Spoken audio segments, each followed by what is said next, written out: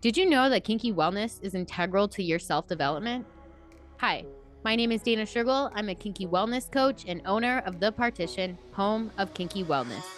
Each Monday, I bring on a guest to discuss why kinky sexual wellness deserves a seat in the wellness conversation.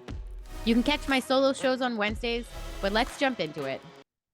Hey, and welcome back. Today, we are talking all about what endometriosis is, what it is, what you need to know, and what you don't know, and ways to make living with endometriosis better with Venus Libido. Venus is a qualified sex educator, sex and relationship coach, and is training to be a clinical sexologist and relationship therapist. For the last 3 years, Venus has been working in the field of sex education, sex toys and pleasure, endometriosis awareness, and helping others when it comes to sexual wellness, intimacy, dating, and relationships. She was even nominated for a 2022 Sex and Relationships Content Creator of the Year with Blogsphere magazine. So let's welcome her to the show as she tells us everything she knows about endometriosis. Welcome, Venus, to the show. How are you doing today? I'm well, thank you. Thanks for having me. Oh, thank you so much for coming on the show. I think that the topic that we're going to be talking about, which is endometriosis, is a very, very important conversation that we need to spread awareness on. And so I guess my first question for you is really, what is endometriosis? Okay, so endometriosis is a long-term condition that is basically where the tissues that are similar to the lining of the womb grow elsewhere in the body. It can grow in places like the ovaries, the fallopian tubes. For me personally, it's growing on the tubes that are kind of on my bowels. It can even grow in the throat. A lot of misconceptions around endometriosis is that it's just like a really bad period, basically, but it is so much more than that. There comes a lot of like psychological problems, mental health related issues. You can get severe pain in your back, your legs, pain during sex, difficulty getting pregnant. There's so many things that come with endometriosis, but that's kind of like the breakdown of what it is, I guess. Wow, I actually thought I must have had my idea of endometriosis is that it was mostly focused around difficulty getting pregnant, but I didn't realize that there was so much pain and that it could grow in your throat and other tissues. Yeah. So it can actually spread in other areas of your body. I haven't heard much about that, but it does happen, which is Wow. quite scary. Yeah. So when someone is first diagnosed with this, or even before they're diagnosed, are there signs that could relate to it, or maybe someone should check in? Yeah, so I think this is it takes on average about 7 years for someone to get diagnosed with endometriosis because getting a diagnosis requires actually having surgery, keyhole surgery. You can't actually detect it through scans or like what we'd call like MRI scans and things like that. It's just, throughout my life since the age of 12, I've been saying I have pain. I have pain in my back, I have pain in my tummy, I had pain in my legs. And, I was having all these scans and all these tests done, and nobody could figure out what was wrong with me. And I'm quite a petite person, and they would just put it down to the fact that it was growing pains and I'd grow out of it. And all these healthcare professionals would just be saying to me and my parents, just fight through it, just stay on top of pain medication. Eventually it will go away as she hopefully grows, still 5'1". And so, yeah, the issue is when it comes to diagnosing endometriosis is it is very difficult because it requires surgery. And that's quite off-putting for a lot of people. And it's a huge decision to have to make about your body and whether you want to put yourself through that. There's a lot of things that, can go wrong with surgery, understandably, and you have to be willing to put yourself through that. But I guess the main things to think about when going to your GP or going to see a gynecologist is, are you having extremely painful periods? I mean, you should painful periods is just, people think we should have painful periods, right? But no, they're not really meant to be that painful. They're meant to be manageable. We can still get on with our day-to-day lives. But if you're struggling to go to work, if you're struggling to get out of bed, those are huge indicators that something's wrong. If you're finding penetration painful, if you're bleeding in between periods, if you're struggling with your mood, if you're getting pain in your stomach and in your back, it's things like that that I guess do just put down to, as somebody with a vulva and a vagina, just a painful period. But realistically, there needs to be more investigation done to see if something's actually wrong with your body. That's insane, actually. 7 years to get it diagnosed. I know.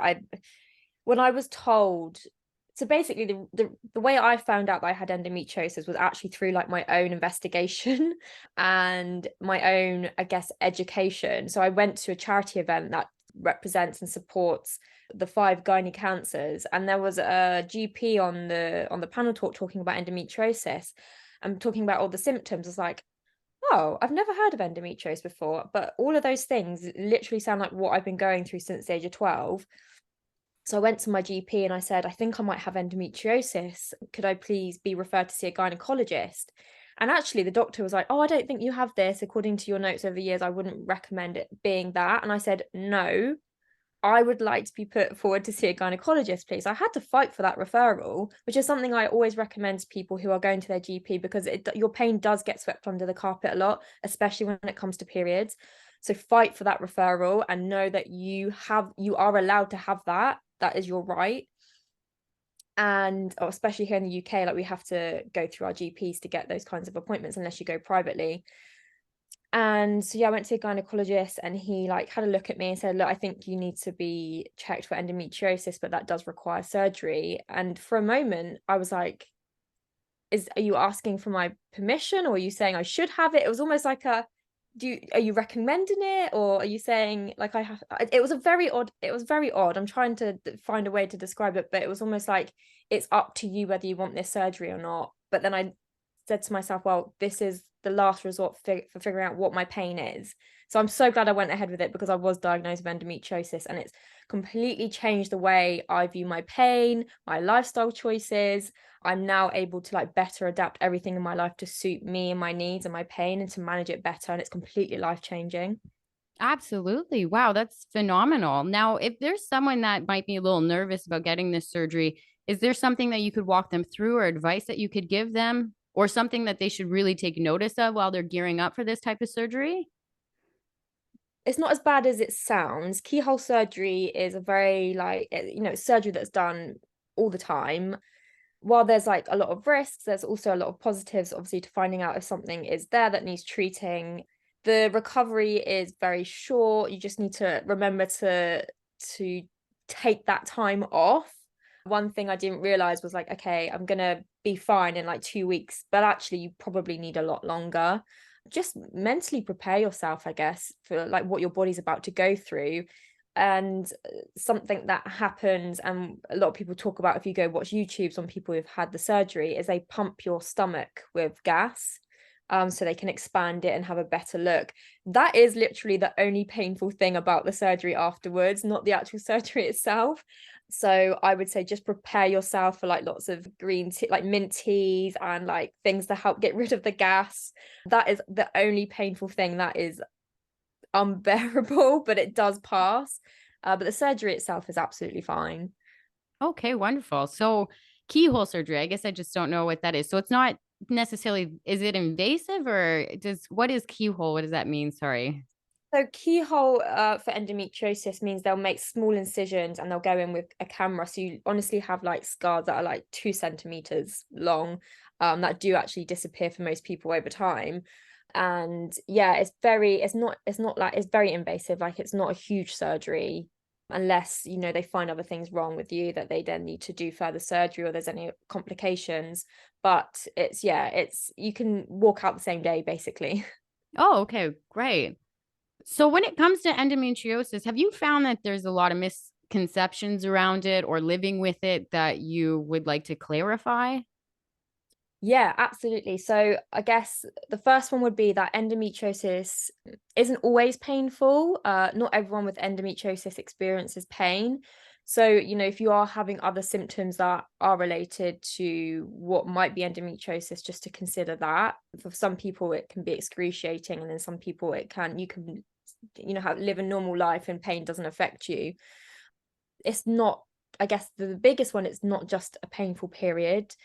A lot of people, when you say, oh, I have endometriosis, and they just think, oh wow, you must just have like the most awful periods then. Is that all it is? No, no, no, it affects like everything. It affects the way I move, the way my mental health has You know, for a long time I've struggled with like anxiety and depression, and I never really understood where it was coming from because I don't really have a family history of it. Or, you know, I've had a very, you know, I've had a lovely life, had everything I wanted from my family. I have a lovely family around me. I didn't realize that depression and your mental health can be significantly impacted through endometriosis. And I've had things like brain fog, and just feeling exhausted all the time because of the pain. Another thing that I think, something that I thought of when someone told me I had endometriosis, was I instantly thought, okay, I'm not going to be able to have children. Endometriosis doesn't equal infertility. You know, for some people that is the case, but that isn't like what endometriosis necessarily means for everybody. And I think that another thing is that while there's no cure, I guess again, another thing is like, oh my gosh, I've got this thing that's I've got for life now. How am I going to live with this? While there's no cure, there are lots of ways that you can manage your symptoms. And for a long time, I was scared that I was going to be in like debilitating pain my whole life, because that's what I'd experienced up until the time I got diagnosed and had surgery. I was constantly in and out of A&E, in pain and on medication that was making me ill. But it was the fact that I learned how to live with my pain and find my triggers that have completely like changed my life. Well, to touch more on triggers, that's a good point. Now, are there triggers that spike this endometriosis or the pain, I guess, more in that respect? Yeah, so there's an incredible book that I was going to mention at the end of the podcast, which I highly recommend everybody who has endometriosis buy. And it's called Take Control of Your Endo by Henrietta Norton. And they basically detail all the things that can be triggers and that you should change, like lifestyle changes you should make. So there's things like the things that you're eating. I have triggers that I've worked out over the years that, you know, I can't eat gluten, I can't have dairy. There's certain processed foods I can't eat, coffee, like things. I had a coffee yesterday because I was like, I really want a coffee, but I know this is going to really flare up my endo in about half an hour, and it did. So there's definitely things like that that can trigger it. But I highly recommend keeping a diary of every day of all the things you do, the things you're interacting with, the things you're putting in your body, and see if you notice like things popping up at different times. You know, even I notice when I don't go for a walk, so I walk quite regularly and I go to the gym. If I take a week off, I have flare ups straight away because I haven't been moving my body and keeping myself active, and everything's kind of like feeling a bit stiff. Sleep, I mean, sleep is a massive thing with anybody with any health related thing, but with endometriosis, if you're not getting good quality sleep, that can really impact it as well.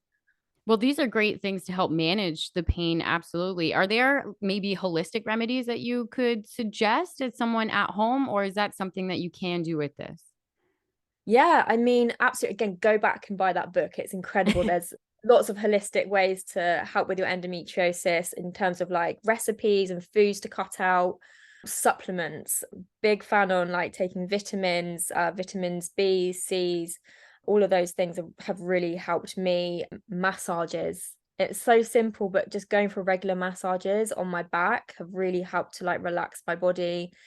And also like mentally, it's like beneficial. Drinking lots of water is a big thing. But I would say those are like the top things holistically that you can do from home, like today, if you're struggling with pain. And like managing like temperature, so heat, but being careful with that. So there's lots of products on the market at the moment. I've invested in like loads of TENS machines over the years, which do you know what a TENS machine is? Don't think so.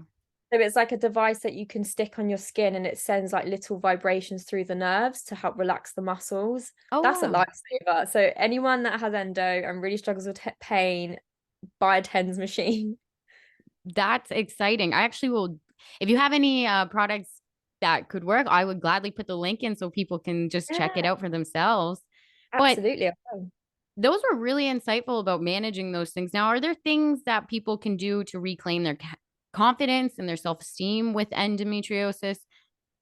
Yes, I think the best thing you can do is to learn about the condition to help separate like fact and fiction, like going back to those misconceptions about what endometriosis is and what that means for the rest of your life, especially when it comes to like fertility. and living with like a lifelong condition that doesn't have a cure. I think education is like the biggest thing biggest gift you can give yourself to reduce fear and worry. And having stress and fear around it also isn't going to help with your pain, is only going to like amplify it. Always prioritizing your own well-being, so like learning that you have this condition and to slow down, and it's okay to slow down, and to give yourself that gift of saying no to people when you can't physically do things. For a long time I felt guilty for like, my friends are all very active, like wanting to go dancing or go to theme parks, and these are all things I couldn't keep up with, and I felt like I missed out a lot in life. But I would then, you have to communicate with people saying like, I can't do that, but can we do this instead? And I'm happy for you guys to go do that as a group, but as long as we can do something for me that I can feel like included in, because I can't do those things for a long period of time. Another thing I would say is to consistently talk to your doctor, because I think helping like reclaim confidence, it's like continuously having somebody you can talk to who understands like from a medical point of view what you're going through, and to keep up a treatment plan, and not to like neglect your body. Because it's easy to like, at the start when I found out, I was like angry with myself and I was angry with my body, and I started to neglect it because I was mad at it. It sounds really strange, but I was like, yeah, I guess I was upset with myself for having this thing. You have to treat your body with care. Like, you have to look after it. Nobody else is going to do that for you. So I think having a treatment plan and finding something that works for you is going to really help with your confidence. And I think understanding that it's not your fault. This is Mm. just it's beyond your control on this. Yeah, absolutely. You can't, it is difficult to know that you've got this thing. Like you said, there's no cure for it yet. Hopefully, in years to come, there'll be something. But yeah, it's not your fault. And just learn to make small changes in your life to make it more manageable for you, because ultimately you have to look after yourself and protect your body. And that's the most important thing you can do for yourself. Nobody else can give that to you. Absolutely. Now, does endometriosis affect your sex life in any particular way? I would assume that it does on some level. Yeah, because the endometriosis, well, for some who it like is growing in that area, it can cause discomfort because of the tissue, and if you've had surgery, like the tearing and the lesions and things like that. So it can be uncomfortable, especially at different points in your cycle. Again, this is why it's really good to like track. I think cycle tracking is like the best thing you can do, as well as tracking your triggers and your symptoms. Definitely start to track your cycle, because your cycle is all month long. So your body and your cervix is going to be reacting differently at different points in the months, in terms of like lubrication, about where your cervix is, because your cervix is moving. So sex is going to be more painful at different points in your cycle, especially even more for those with endometriosis. And don't be afraid about period sex, because if you are really struggling with endometriosis during your period sex is going to help relax your muscles. It's going to give you those good endorphins, and it's a great way to ease pain. I have found personally, again, this is all trial and error for yourself, because everybody's body works differently and responds differently to pain, but don't be afraid to try those things. That's great, actually. Now, when it comes to bringing this topic up, do you find that people struggle to bring it up to a partner? Yeah, I mean, there for me, I'm a sex educator and I have endometriosis, so I've always been very comfortable bringing that into new relationships and being like, by the way, I have this thing called endometriosis, which means that sex might be painful for me sometimes. But for those who aren't confident about talking about it, you have to learn to communicate, because, and I say this all the time, to like my clients, like ultimately your pleasure is in your hands. If you can't communicate when something doesn't feel right for you, your partner is not a mind reader. You have to explain to them what feels good for you, what doesn't feel good for you, because if you don't, you're the only one missing out. So you have to learn to like not be ashamed of your condition. You have to learn to navigate around it when it comes to sex, and know what feels nice for you, what doesn't feel nice for you, and communicate that with your partner, and they're going to be understanding. And if they're not, then should you really be having sex with them anyway? Exactly. That's funny. Like, I think that people underestimate the power of communication. I think when it goes across the board, even with you, if you don't have anything going on with you and you're just just shy to say something, the only person, you're right, is you're just hurting yourself. And I Yeah. don't think it gives your partner even a fair chance to, maybe they want to help you. They, of course, they want to help you if they're a good partner and they want to make this enjoyable for both parties. So, is, I guess, nervousness, shame around it might have to be deconstructed around it, because there is nothing, it's not your fault. And do Yeah. you, sorry, I was going to say, do you feel that shame? I feel like shame comes up a lot when it comes to sex, especially if we think that something's wrong with us. Mm. So that's why I love conversations like this, because it's just dismantling it with education. Yeah, exactly. Again, it goes back to the body, like to feeling more confident and reclaiming your confidence. If you have a clear understanding of like what's going on with your body, you can better communicate that with your partner. So understanding like, okay, at this time of the month, I know we can't have sex because it's going to hurt, or if you do that, I'm going to need you to take your time because I know that that doesn't necessarily work for me, but I would like to still try it with you. It's all about starting with yourself. And luckily we live in a time where there are lots of incredible tools we can use to like support ourselves, especially within sex and sexual wellness, to help ease our pain, which I think have been the biggest blessing for me with my condition, and making sure that I still have a very fulfilling sex life. And what tools would those be? Are you talking about lubes and toys and things like that? Do you have specific examples? I have so many amazing tools that people can buy. So my favorites are like obviously lube, but CBD lube, there's amazing lubes. I can give you all the links for all my favorite products, but CBD lube is like the number one.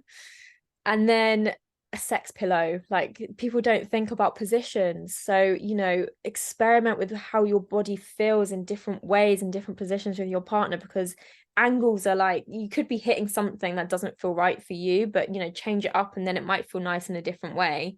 I'm Uh so glad you brought that up. Sorry, because I feel that there's a lot of talk about sex toys in general. And if you have a sex toy, go out and get yourself a sex furniture, because it's there to take the weight off of you, really.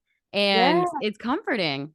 yeah, absolutely. I mean, even as much as like, sometimes I felt if my partner's on top of me on my stomach, that can hurt. So if you can get yourself a sex pillow that which feels more comfortable and you can get into the positions you like, it's going to completely change the game. It did for me anyway. Yeah. Um, Another thing that I love is like going back to sex toys, like there's so many toys you can explore externally. So we don't have to think about penetration. And often when we think about sex, we're like, okay, it has to be penis and vagina, it has to be penetration for it to like actually count as sex, right? Well, that's not true. Like sex is what you make it, pleasure is what you make it. So I think putting the onus off of achieving orgasm and penetration and put it on pleasure and what feels good. So that can include like toys that are used externally, whether that's like air technology toys or clit stimulating toys or nipple stimulating toys. So focusing on the outside of the body if sex is painful for you, if you have endo. Another great tool which I think everybody should have is the O nuts. Have you heard of them? Is that the one where they put it on the penis to stop partial, like it, so you can only get like a part of the dick in, I guess. Is that what that is? Yeah, yeah, Yes. yeah. Okay. I have seen that. That's awesome. Actually, I love it. They're incredible. They are probably the best thing I can recommend other than using lube, because you can use these with lube. These rings are like squishy, rubbery, elasticy bands that you stick on a penis, and they come as a set of four. So you can like layer them up and then determine the amount of depth you like. Those are fantastic because then you can still engage in penetration but do it at a point where your partner can understand your limitations, because sometimes for your partner that can be hard to navigate, like, oh, I don't know how far in and out I can actually go. So those rings kind of aid that. And then another thing is temperature play. With endometriosis, a lot of people go to like using heat pads and water bottles to help with pain. And using heat and that within sex and temperature play can really help. So something that I like to do is to get my glass toys and pop them into like warm water and then use them like around my vulva. And that can be really, really comforting and make sex more enjoyable, especially like pre-play, and like that really helps, or like aftercare, just to like kind of relax the muscles. It's really helpful. Absolutely. Have you heard of cupping by any chance? That's where they Yeah, take, yeah, I feel like that might, is that something that could also work too? Because it's also used as a massager technique as well, but I do see it in BDSM and kink as a form of play and foreplay and aftercare as well. I mean, yeah, I don't see why not. I mean, you can get like amazing masseuses that do all sorts of amazing things, or acupuncture, whatever it is, whatever works for you, like go try it, whatever you think might be the right answer for you. I mean, I think I need to go try that myself actually. I think it's great. I think between cupping and temperature play, like those are plays that it can help with sexual, but it can also help with, I guess, pain in general because it's soothing. It's soothing for the body, and it also focuses attention not on the genitalia, on every other part of the body, which the genitalia gets too much attention sometimes, and there are Yeah, other parts of our body that we can work yeah, on. yeah. Exactly. That's funny. Well, do you have anything else that you'd like to say about or points that you'd like to make about endometriosis? Just that your life and your sex life isn't over. Like just because you have it, you can still have a very fulfilling life in general and sex life. Yeah, I think it's a awful thing to have to live with because of how much pain it can cause. But as long as you can better understand your body, like that's the best thing you can do for yourself, and just find what works for you. It's all experimenting and trial and error, and everybody, what works for me might not work for somebody else. But hopefully the things that I have advised today, like the tools that help me, you can start to implement them if you haven't thought about them, and they might help. Absolutely. I feel like my biggest takeaway is really it's being able to do the work because it sounds like there's a lot of journaling. If you really want to kind of figure out your triggers or where your cycles are, it is taking the time and the initiative to be connected and present in the moment. To be like, you know what, I'm feeling pain. Let's write it down. And I guess maybe remembering as well. Cause some people, like, life is busy. We forget, but we have to make the effort. We have to make the effort to put it down. Yeah, exactly. I mean, you've always got your phone on you, or just start learning to carry a notepad around. I did for 6 months. I was like, I care so much about this, and not getting better, but learning to live with this in a way that's healthy, that I just like, okay, I have to do this for myself because nobody else is going to do it. And you just have to take the time to do that for you, basically. I know I keep saying like it all goes back to you, but it really does. Hmm. Well, I do believe that you have to take control over your health. And now, do you have any, or do you know any links or anywhere where there's good support groups, or do you have any support groups that people could go to? I know that at the end we'll put your links in, but this sounds like you'd need a really big community to just, share what you're feeling and going through. So, you're not the only one. Yeah, I mean, I can definitely share links. Off the top of my head, I can't think of like groups in general, but the best thing that I've done over the years is I've just followed other creators, other people who are struggling with endometriosis and going through surgery, and watching their stories on YouTube and how they've managed it. It's just kind of, you have to go find that community online. But yeah, I can send some links, definitely. That's wonderful. That's wonderful. Well, this has been a great conversation on endometriosis, and I'm so happy to have you on the show because I do believe that this is something that affects more people, and I do want people on this specific one to be confident to come out and say this might be something, and I should explore this, and not necessarily to hide it because you're just hurting yourself. Yeah, absolutely. And remember, if someone says, if we're going back to like healthcare and trying to figure out if you do have endometriosis, I was told since I was 12 like there was nothing wrong with me. But just keep fighting for your own health. And if one doctor says no, go to another doctor, go to another doctor. If you know your body best, so keep investigating that pain until you get some answers. Actually, I do have another follow-up question to that. Now, when you were trying to get this first diagnosed, and what were some major hurdles that doctors were giving you? Just that they weren't validating what you were going through? That was the biggest one? Yeah, so I was basically told that I had other conditions that I don't have. They were just like kind of picking out of thin air almost, because these are Mm. things that later on I've got no issues with. It's literally just the endo. Like I was told I had an acute appendicitis. I was told I had degenerative disc problems, bulging disc. I mean, everybody has bulging disc to an extent. But they just never really understood where the pain was coming from. I have had doctors tell me it was all in my head. Oh, And I wow. Yeah, at one point, my mum even sat me down and said, "Look, are you making this up because you don't want to go to school? I just have to ask because they can't seem to figure out what's wrong with you." But nobody thought to put endometriosis and my pain together, despite the symptoms I was displaying. Is this a fairly new thing? Is that why doctors are struggling so hard to talk about it, or? Maybe. Yeah, okay, that's weird. Yeah. But yeah, Okay. I think it's because the symptoms are so similar to just like having a very bad period. And the surgery, like yeah, it's you have to have surgery. So I guess it builds up the waiting list for surgeons to have to investigate that way. Okay. Okay. Well, that's good to know. And I thank you again for coming on the show. And where can my listeners find you? They can find me at Venus Libido on Instagram and everywhere else, basically. But yeah, thank you so much for having me, and I hope people can take something from what I've shared today.